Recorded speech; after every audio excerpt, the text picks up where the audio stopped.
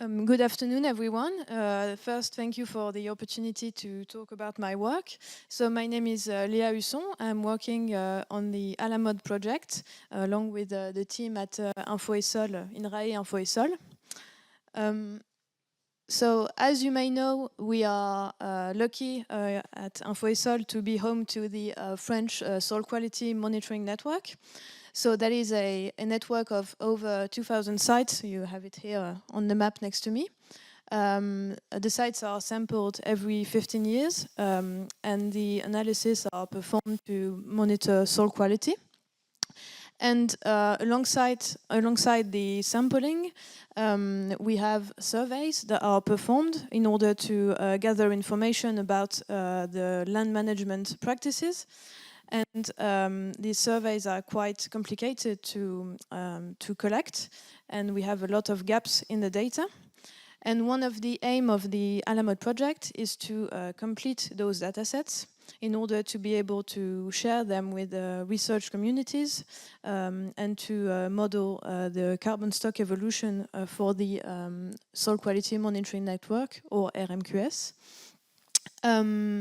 Now, how can we complete this data? So that is my work, especially on the agricultural sites.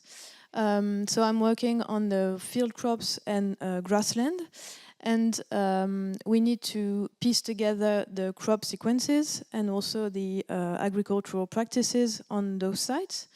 And we need to go back as much as 10 years before the first sampling, so that will take us into the 90s for some sites.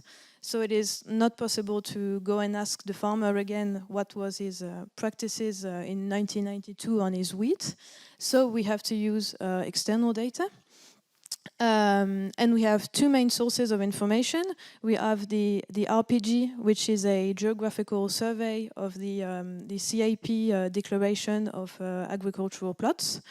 So that will help us to piece together the crop sequences.